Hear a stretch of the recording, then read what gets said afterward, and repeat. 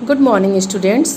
पिछली वीडियो में हम लोगों ने कुंडलियाँ पाठ की 2 कुंडलियाँ पढ़ चुके हैं।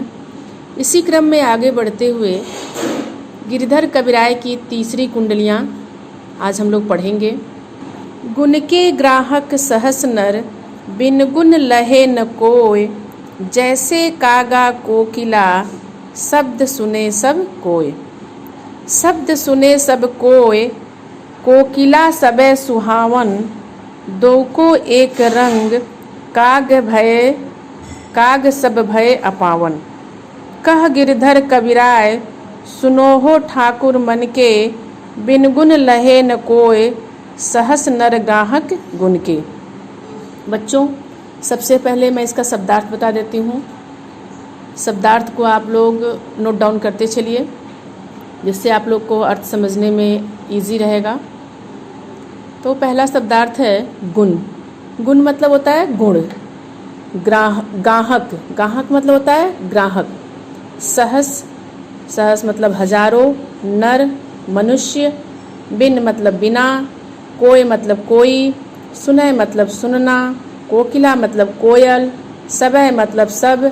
सुहावन मतलब अच्छा लगना। दो मतलब दोनों। काग मतलब कौवा। अपावन मतलब अपवित्र। बच्चों, अब मैं इसका भावार्थ बताऊंगी। कृपया ध्यान से सुनिए और समझने की कोशिश करिए। गुण के गाहक सहस नर, बिन गुण लहे न कोय। प्रस्तुत कुंडलियाँ गिरधर कविराय द्वारा रचित है। इस कुंडलियाँ में मनुष्य के गुणों पर प्रकाश डाला गया है। कवि कहते हैं कि गुण के ग्राहक सहस नर। इस संसार में मनुष्य के गुणों की पूजा सभी लोग करते हैं, अर्थात गुणवान लोगों का मान सम्मान हर जगह किया जाता है एवं उनके गुणों के प्रशंसक हजारों होते हैं। बिन गुण लहे न कोय, इसका मतलब है परंतु ऐसे लोगों को कोई नहीं पूछता जिसमें कोई गुण न हो। इसलिए व्यक्ति को अपने अंदर गुणों का विकास करना चाहिए। जैसे कागा कोकिला, शब्द सुने सब कोय। कवि ने कौवे और कोयल का उदाहरण देकर अपनी बात स्पष्ट करते हुए कहा है कि कौवे और कोयल दोनों की आवाज़ सभी लोग सुनते हैं, परंतु कौवे की कर्कश मतलब होता है कड़वी आवाज़ किसी को पसंद नहीं आती, जबकि कोयल की मधुर आवाज़ सभी पसंद करते हैं। उसकी मीठी आवाज़ के कारण सभी उसे पसंद करते हैं। दो को एक रंग, काग सब भय अपावन। कभी आगे कहते हैं कि कौवे और कोयल दोनों का रंग काला होता है, फिर भी गुणों एवं मीठी आवाज़ के कारण कोयल की प्रशंसा होती है। सभी लोग उसे पसंद करते हैं, लेकिन कौवे को सभी घृणा की दृष्टि से देखते हैं और उसे लोग अपावन मतलब होता है अपवित्र, और उसे लोग अपवित्र मानते हैं। कह गिरधर कविराय, सुनोहो ठाकुर मन के। गिरधर कविराय जी कहते हैं कि हे मन, समाज में केवल गुणों की सराहना की जाती है, गुणों का आदर किया जाता है, रंग रूप आदि का नहीं। बिन गुण लहे न कोय, सहस नर ग्राहक गुण के। बिना गुण के किसी का सम्मान नहीं होता। गुणी व्यक्ति को चाहने वाले हजारों लोग होते हैं, लेकिन बिना गुण के किसी का सम्मान नहीं होता, अर्थात उसकी समाज में कोई महत्व नहीं देता है। तो बच्चों, इसी क्रम में चौथी कुंडलियाँ हैं। साईं सब संसार में मतलब का व्यवहार, जब लग पैसा गांठ में, तब लग ताको यार। तब लग ताको यार, यार संग ही संग डोले, पैसा रहे न पास, यार मुख से नहीं बोले। कह गिरधर कबीराय, जगत यही लेखा भाई, करत बेगरजी प्रीति, यार बिरला कोई साईं। तो बच्चों सबसे पहले शब्दार्थ के बारे में जान लेते हैं। साईं, साईं का मतलब होता है ईश्वर, भगवान, स्वामी। संसार, संसार का मतलब है दुनिया, विश्व, मतलब का अर्थ है स्वार्थ। व्यवहार, बर्ताव। गांठ, पास में। ताको, खोजना। यार, मित्र। संग, साथ। डोले, रहना। मुख, बात करना। जगत, संसार। लेखा, विधि। करत मतलब करता है।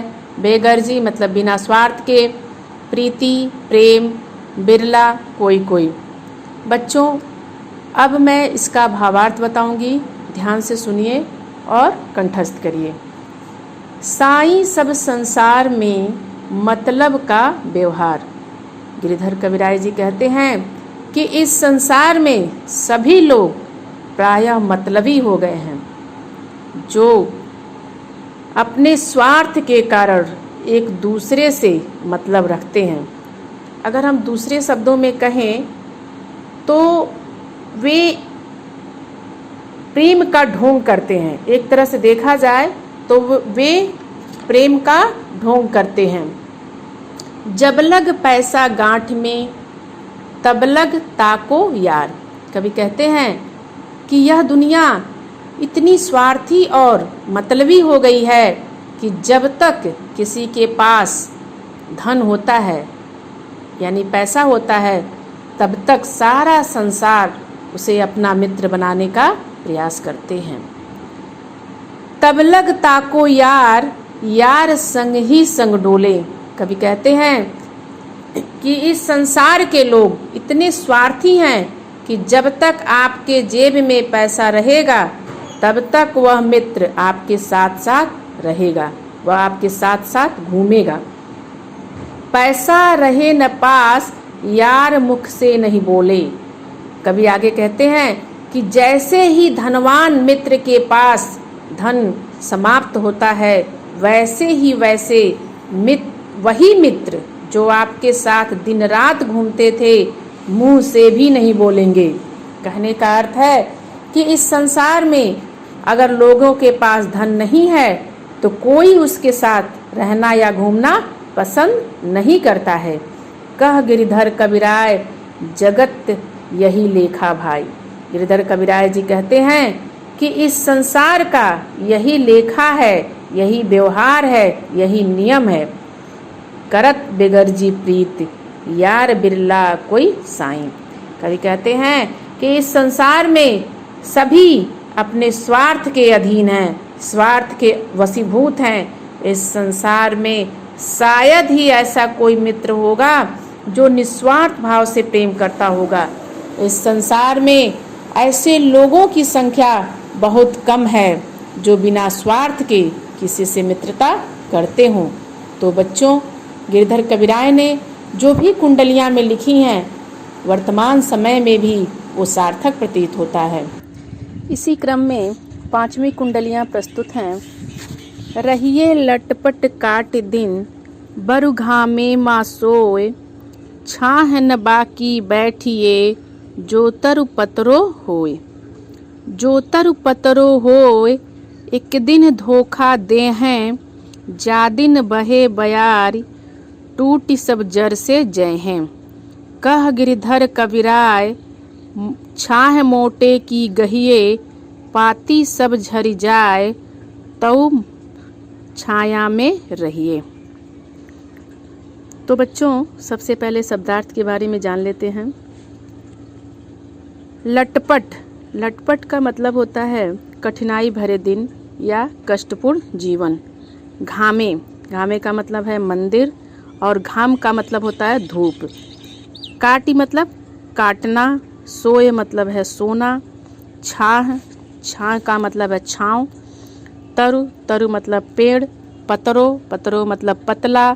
धोखा मतलब भ्रम में डालना। बयारी का मतलब होता है हवा। टूटी का मतलब होता है टूटना, जड़ का मतलब होता है जड़ से, गहिए का मतलब होता है पकड़िए, पाती का मतलब होता है यहाँ पे पत्ते, और झरी का मतलब होता है गिरना। तो बच्चों अब इसके बाद मैं इसका भावार्थ बताऊंगी। रहिए लटपट काट दिन, बरु घामे माँ सोए। लटपट का मतलब होता है कष्ट, कष्टपूर्ण जीवन या कठिनाई भरे दिन। तो कवि कहते हैं कि चाहे किसी भी स्थिति में, चाहे कितनी भी कठिनाई में क्यों न हो, चाहे किसी भी स्थिति में अपने कठिनाई भरे दिन काट लो, भले ही मंदिरों में सो लो। छाह न बाकी बैठिए, जो तरु पत्रो होए। कवि कहना चाहते हैं कि उस पेड़ की छाया में कभी नहीं बैठना चाहिए जो पतला या कमजोर हो। जो तरु पत्रो होए, एक दिन धोखा दे हैं। कवि कहना चाहते हैं जो तरु पत्रो होए, क्योंकि जो पेड़ पतला होगा ऐसा पेड़ कभी न कभी अवश्य ही धोखा देगा। जा दिन बहे बयारी, जिस दिन हवा तेज चलेगी, टूटी तब जड़ से जय हैं। जिस दिन तेज हवा चलेगी और आंधी आएगी तो पतला पेड़ जड़ से उखड़कर गिर जाएगा। कहे गिरधर कबीराय, छाह मोटे की गहिए। अर्थात गिरधर कबीराय कहते हैं कि हमें हमेशा किसी मोटे पेड़ का सहारा लेना चाहिए। मोटा पेड़ आंधी के प्रहार को सहन कर लेता है और कभी हमें धोखा नहीं देगा। पाती सब झरी जाए, तरु छाया में रहिए। कवि कहते हैं कि आंधी आने पर मोटे पेड़ के पत्ते भले ही झड़ जाएं, परंतु उसका तना और डालियां सुरक्षित रहेंगी। अतः मनुष्य को चाहिए कि वह मजबूत पेड़ की छाया में रहे। इस कुंडलियां के द्वारा कवि पेड़ के माध्यम से यह बताना चाह रहे हैं कि हमें समर्थ का मतलब होता है धनवान, हमें समर्थ एवं बलवान व्यक्ति का सहारा लेना चाहिए। यहाँ पर मोटे पेड़ का अर्थ कवि ने धनवान और बलवान व्यक्ति से लगाया है। कवि ने कहा है कि हमें कभी भी निर्बल व्यक्ति का सहारा नहीं लेना चाहिए। निर्बल मतलब कमजोर व्यक्ति का सहारा नहीं लेना चाहिए। पतले पेड़ का अर्थ कवि ने यहाँ निर्बल या कमजोर व्यक्ति से लगाया है, क्योंकि निर्बल गरीब व्यक्ति न अपनी सुरक्षा कर सकता है न दूसरे की, जबकि सबल व्यक्ति स्वयं भी सुरक्षित रहता है और अपने आसपास के व्यक्ति को भी सुरक्षित रखता है। तो बच्चों, मैं आशा करती हूँ कि मेरे द्वारा बताया गया अर्थ आपको समझ में आ गया होगा। धन्यवाद।